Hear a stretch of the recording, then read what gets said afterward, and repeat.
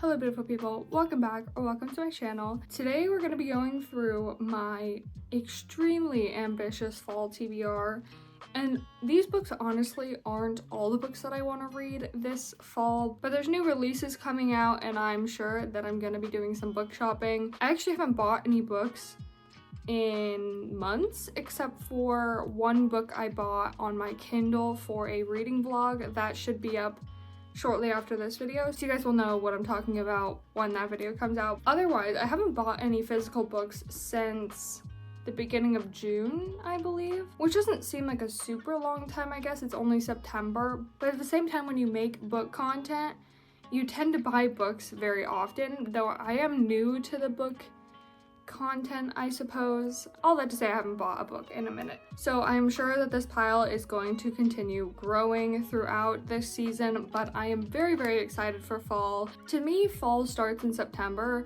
even though summer doesn't technically end until like the 22nd of this month, I think is this year's like fall equinox. But in my heart, fall is starting. We're kind of like getting into the vibes. You know, everybody's getting into like their fall books, movies, treats to eat, you know, everybody's getting in the mood. And though I haven't actually like decorated for fall yet, I'm getting really amped up for it. And just as like a mini disclaimer, I guess, these books, I'm probably not going to be reading all of these in fall. Though this isn't a ton of books, this is a lot to read in a couple of months, I feel like, especially for me. But I still wanted to share with you guys all the books that I'm hoping to read or pick from these books throughout the next few months. I'm going to trade out all of these books for the books on my book cart. This isn't like a TBR cart, which is what a lot of people do with their little book carts. I just use it for extra book storage. These are a lot of my newer books, like books I've bought in the last like year, and so I'm usually drawn to picking up off of this rather than off of my bookshelves, and so I'm gonna trade out these for that, and we're going to make it kind of a fall TBR cart so that hopefully I pick off of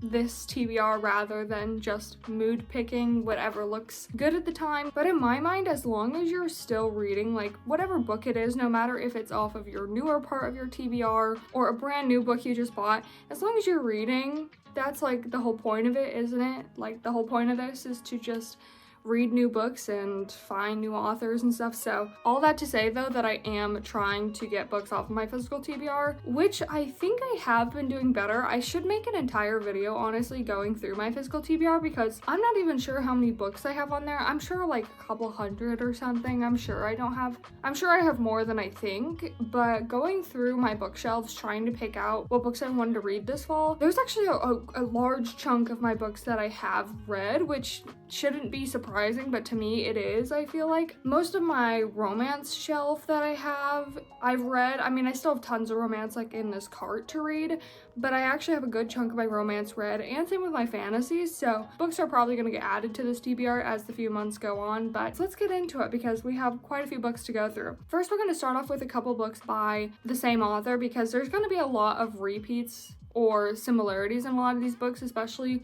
genre-wise. I feel like I stick with specific genres for specific seasons, though my mood changes a lot. So again, these books are probably not going to be all the books that I read in the next few months. But the first book is The House Across the Lake by Riley Sager. This is a mystery thriller, I believe. This got gifted to me by one of my friends, and I'm really excited to get into Riley Sager. I've never actually read a Riley Sager book before, but I've heard really good things from the book girlies here on YouTube, and I feel like fall is the perfect time to read mystery and thriller.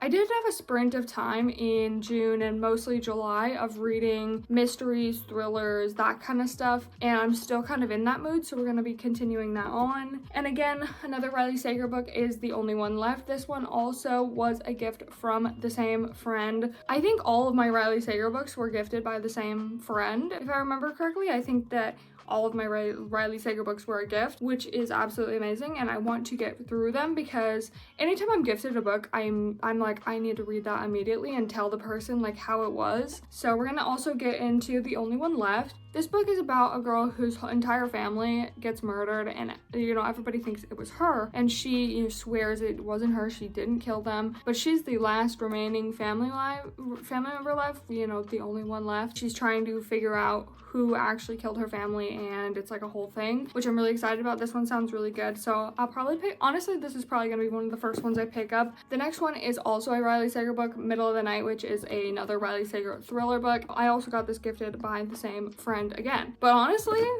I don't think I've ever read a large print before, but I feel like my ADHD is really gonna like this because it kind of reminds me of like YA books. Like YA novels usually have really big print, and so they feel like they fly by faster because you flip pages more frequently because there's not as many words on a page, and so I feel like my brain is really gonna like this version of it. The next book is completely different from the other ones that I've already put on this list, and that is Babel, which I'm really excited to get into this one. I haven't read an R.F. Kuang book before, but I've heard really good things about this, and I feel like I am so behind on a lot of the really popular books, and so I want to get through some of them that I have lying around. And anytime I talk about this book, I talk about the cover of it, but the cover is just gorgeous. This cover,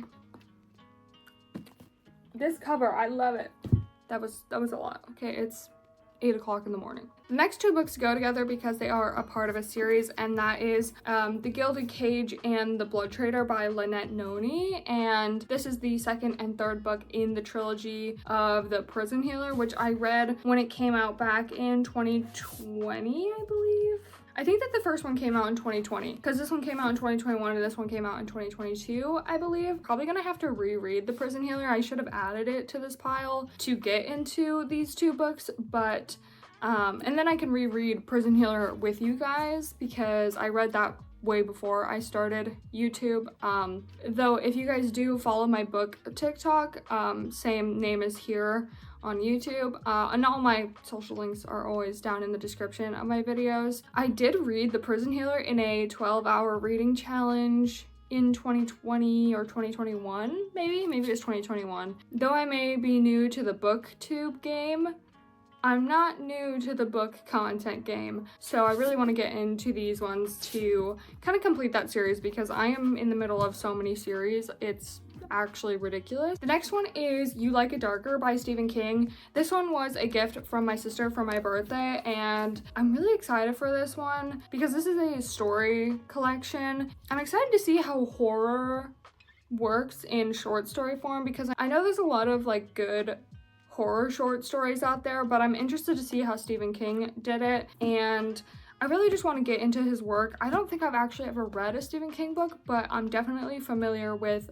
a lot of his movies, and I will say the original Pet Sematary gave me nightmares for days, so that's why I've stayed away from reading his work, honestly, because some of it's a little traumatizing to me, but I also really still want to get into his work, so I'm going to power through it. The next one is also Stephen King. Again, another gifted book, and that is Holly by Stephen King. It actually still has the wrapping on it, and I believe this book, again, is another horror novel. I can't read the synopsis unless I opened it, and that just seems like way too much work, so okay, well, the back of the book has a quote by Stephen King about this book, and it says that Holly is a character from another book, so I feel like I might have to read that book first. I do believe that a lot of these Stephen King novels are related or connected in some way. I think that I read that somewhere, and so I'd be interested to see what the reading order would be, and maybe we can get into that in these upcoming months. We could get into starting off his books. The next book is Ordinary Monsters, and I've had this book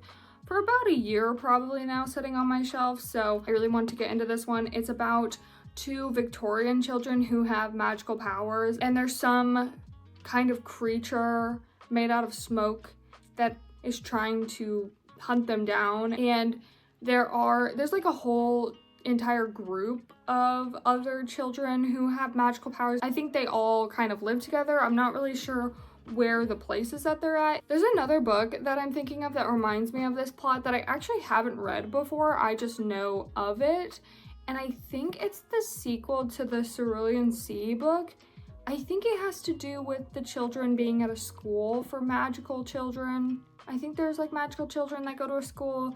I could be wrong about that. I'll check that in editing, and if it's wrong, I'll just we'll just forget what I said, but this one just sounded really good, and I'm really excited to get into some more fantastical books this fall because I usually don't read fantasy until like fall or winter, and so I'm excited to get into some. Another series that I really wanted to get into this year is A Good Girl's Guide to Murder. I have the first and the second one in the book. I don't have the last one because every time that I've seen the last one at the store, it always has a fake sticker on it of either The Five Survive or the reappearance of Rachel Price. It always has like a little promo for the next book, and that's great and all, but neither of my other ones have that, and so I really want to get the third one without that on the cover. I might look maybe on like Pango or like thrift books or something for the third one, because I wouldn't mind getting a used copy, but I just want them to match. That's all I want. I just want them to look neat next to each other.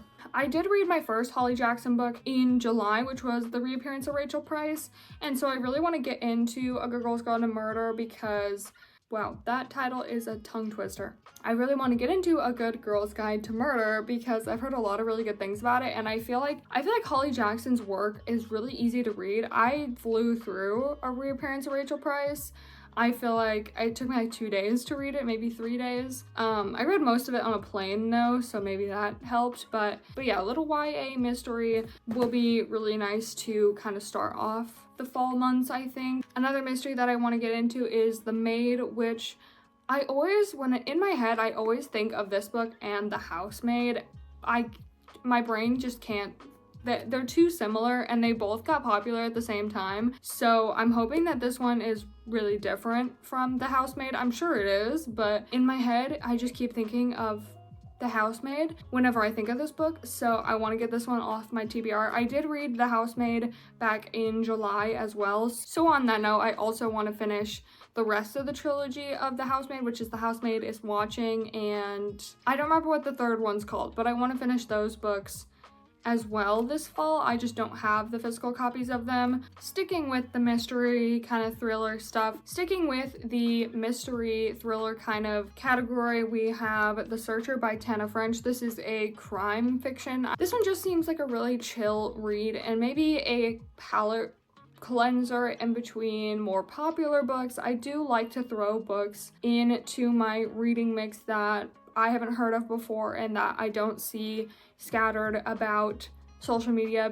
I like to also curate my bookshelves to just anything. It doesn't have to be the most popular books, which I think a lot more people are getting into reading not as popular talked about books, though I do know Tana French is a really popular author, and I don't know if I've read any of their work before, but this one just sounded like an easy breezy little mystery. Next is Bonecryer's Moon, which was popular back in I think 2020, I think is when it came out, and I've had it for a minute now. It's been a couple years. I have a ton of books from in between the 2020 to 2024 years, and they've just been sitting on my shelf, so I really want to get through them.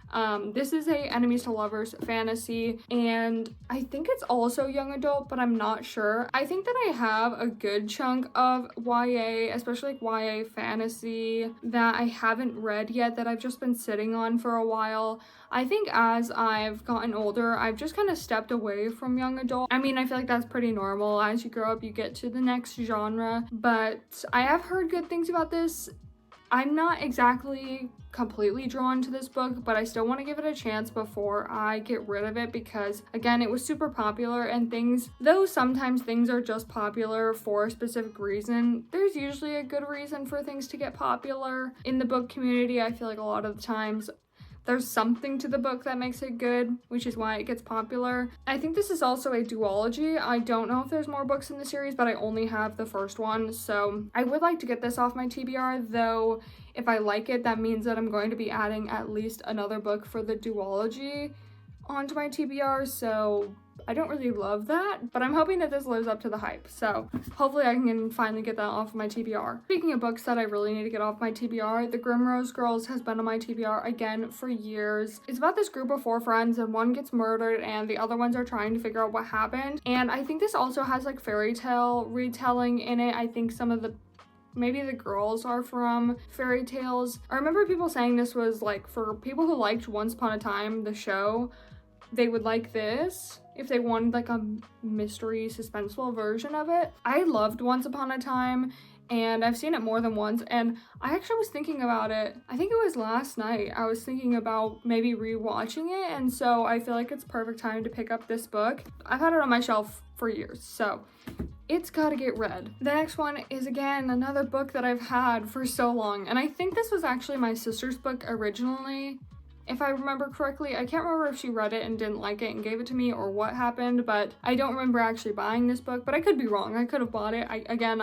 I've bought a lot of books in the last couple of years, and that is The Midnight Library, which has been so highly raved about, and so I feel like it's time to read it. This is a book that is super intriguing. The plot is super intriguing, though the only reason I feel like I've put it off for so long is that the plot sounds so good that if it's not done right, I'm going to be highly disappointed. And I'm not saying that it is a bad book. I haven't read it yet, so I don't know. But I'm just really scared for it to be a bad book because I'm really interested in it. It's about this library that exists between life and death. Whatever happens to you to get in this limbo state, there is a library full of books that tell you what would have happened in a different timeline or a different universe, where if one little thing changed in your life, how would have the rest of your life panned out?